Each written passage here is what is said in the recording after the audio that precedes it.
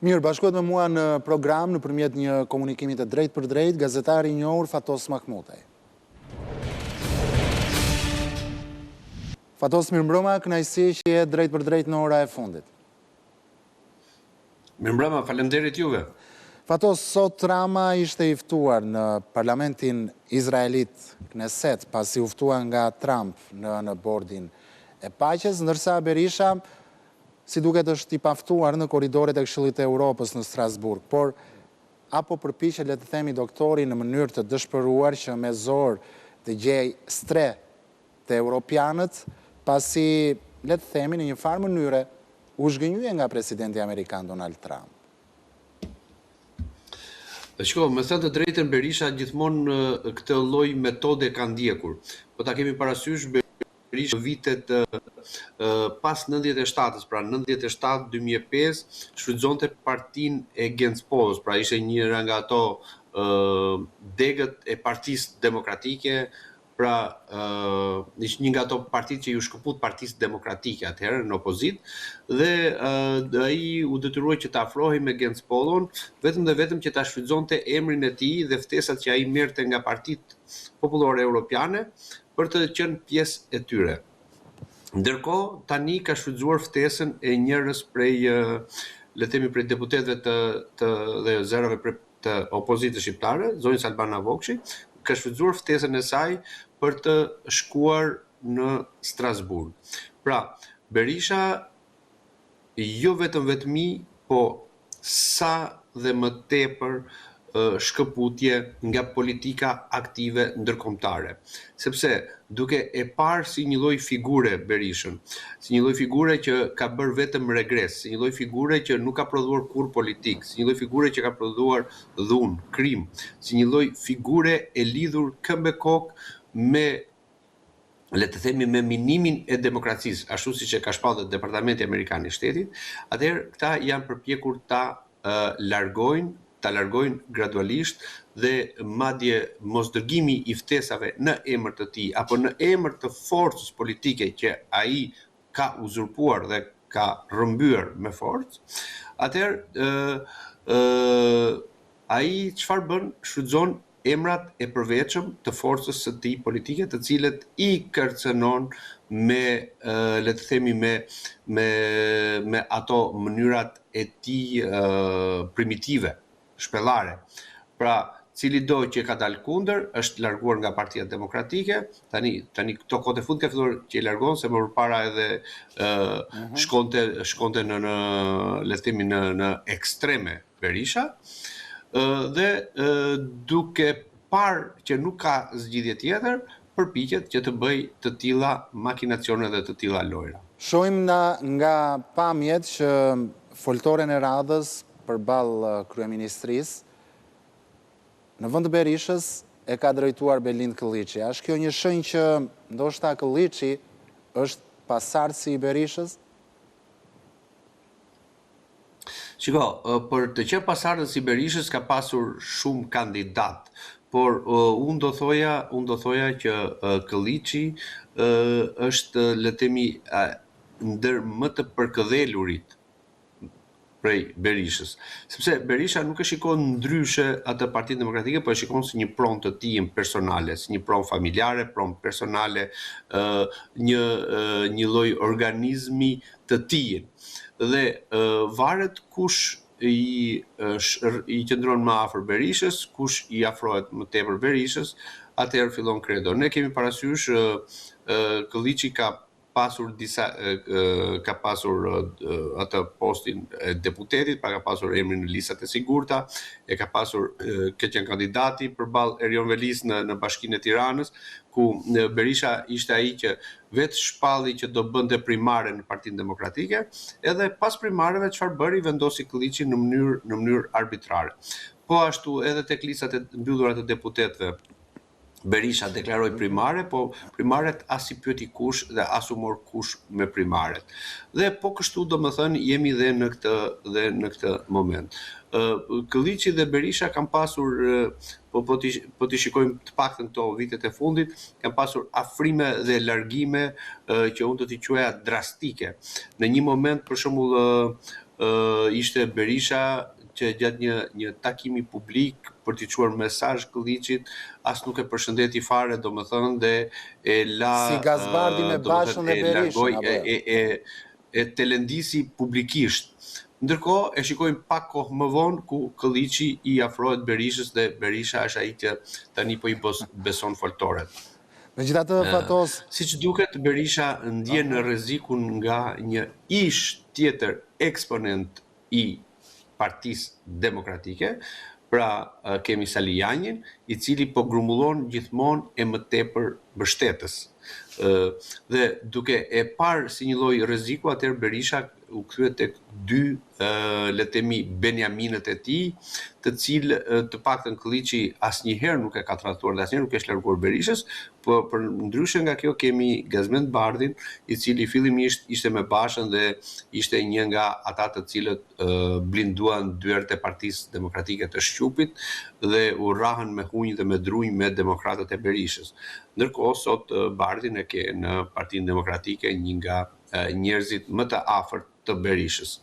Pra, Berisha mes të tjerash luan bën dhe biznes politik me këta, por nuk e di, unë nuk dua që të bëj parashikime, apo nuk dua të them diçka të tillë, po asnjëri nga këta mendoj që nuk ka për të qenë zëvendësi i Berishës në Partinë Demokratike, pasi ai do zgjedhë një emër krejt tjetër që të jetë sa më besnik pranë tij dhe jo dikë që mund të jetë ndoshta edhe një figurë bashkuese në Partinë Demokratike. Fatos, por ai do zgjedhë dikë që të jetë besnik, sepse Gazbardi ka treguar që nuk mund të jetë besnik i Berishës.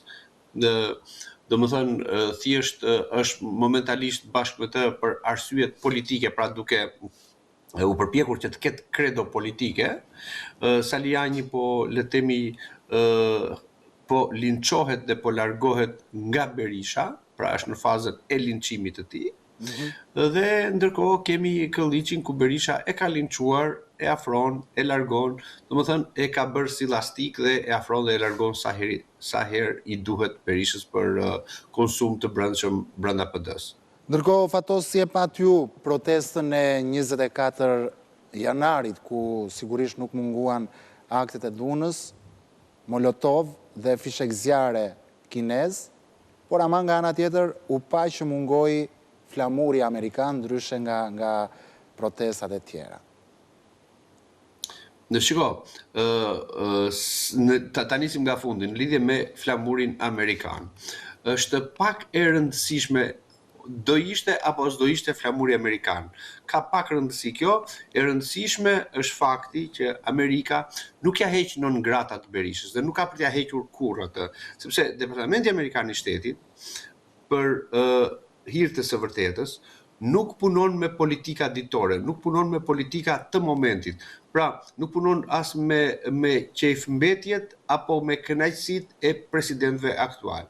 Vendosja e non-gratës për Berishën dhe për të tjerë figura në për botë, pra vendosja e non-gratës, është diçka e mirë menduar, e mirë kalkuluar, është diçka e bërë në mënyrë permanente nga administratat e mëparshme.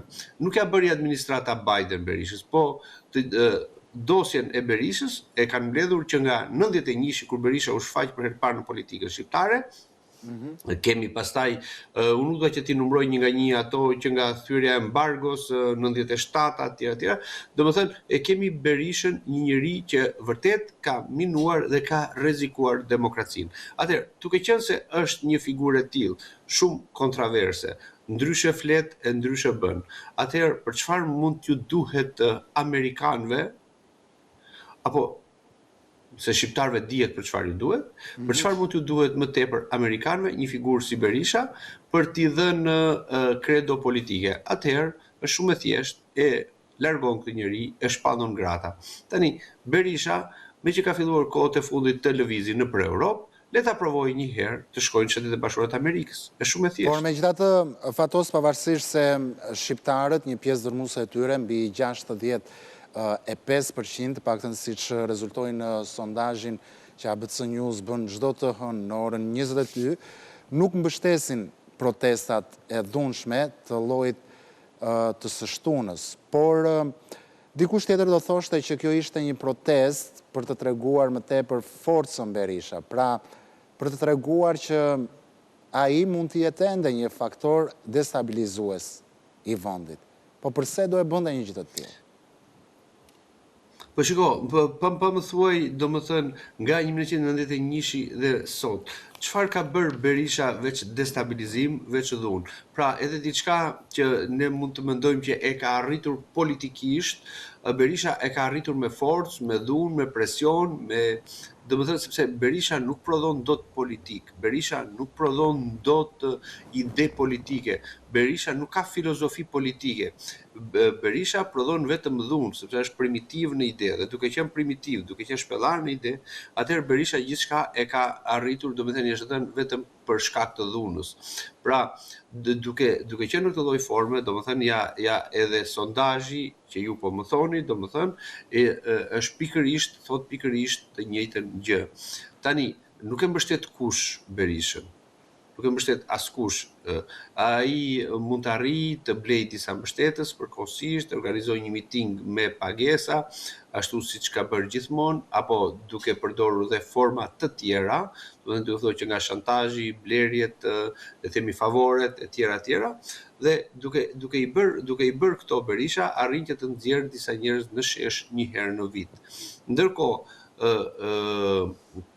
cila do shoqat qoftë në Shqipëri mund të mbledhi më shumë se aq njerëz, edhe pa paguar para, edhe pa bërë favore, edhe pa bërë shantazhe, pra thjesht për një kauzë të caktuar mund të mblidhen më shumë njerëz se sa arrin të mbledh Berisha për të bërë show me dhunë, me fishek zjarre, me me molotov e tjera, kundër institucioneve qendrore të shtetit shqiptar. Kam edhe një pyetje të fundit, por vetëm në 1 minutë kohë.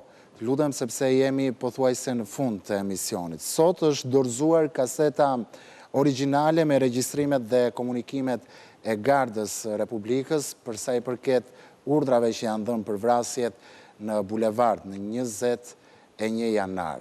Nuk e di, thot diçka për ty kjo në lidhje me hetimet, apo ndoshta me vënien përballë përgjegjësisë së urdhëruesit të kësaj ngjarje? Shiko, që në 21 janar është qelluar me urdhër, këtë gjë unë e kam thënë për 15 vjet pa ndalim, e kam thënë gjithmonë, për faktin sepse unë jam dëshmitar vetë dhe kam qenë live në momentin e transmetimit kur është qelluar me armë në të njëjtin moment nga të gjithë, le të themi, forcat e armatosura që ndodheshin brenda rrethimit të kryeministrisë. Pra kemi gardistët, kemi dhe disa policë, pra kryesisht ishin gardistë ata, të cilët kanë qelluar në të njëjtin moment. Pra në një distancë prej 2-3 sekondash kanë qelluar të gjithë. Dhe kjo është logjike se s'mund të qellojnë të gjithë një herësh në të njëjtin moment pa pasur një urdhër. Tani, ka pak rëndësi nëse ka shkuar kaseta e regjistrimit apo nuk ka shkuar kaseta e regjistrimit. Janë rikuperuar apo jo kamerat e kryeministrisë. Janë marr apo nuk janë marr pamjet bruto të mediave, televizioneve shqiptare që janë transmetuar atje. Kjo ka shumë pak rëndësi. E rëndësishme është që aty është qelluar në të njëjtin moment. Dhe tani, ja u shtu edhe një provë tjetër, pra shtohet edhe një provë tjetër në këtë histori, dhe le të themi që edhe pasi shtohet kjo prova, atëherë tani mbetet çfarë do bëj prokuroria. Po prokuroria nuk ka as dashamirësinë, as vullnetin dhe as zellin për të punuar. Thjesht ata mezi presin që të bëhen 20 vjet nga çështja dhe ta mbyllin si të pa zbardhur të çështje, kur realisht, domethënë, neve e kemi ujkun aty, domethënë, dhe merremi akoma me gjurmët. Kemi Berishën që thot kanë vrarë dhe do vras, dhe këta njerëz nuk e vrasin mendjen fare. Kemi Lulzim Bashën që thot ka urdhëruar Berisha vrasjet dhe nuk merret njëri me të. Domethënë, tani hajde ti marrësh vesh këta, ata nuk duan që ta zbardhin, pra prokuroria nuk do që ta shtyj hetimin e kësaj çështje më tej. Dhe thjesht do që mezi pret të bëhen 20 vjet e ta mbylli, ta parashkruaj. Fatos Mahmudaj, faleminderit, ishte kënaqësi që ishit me mua këtë mbrëmje drejt për drejt në ora e fundit.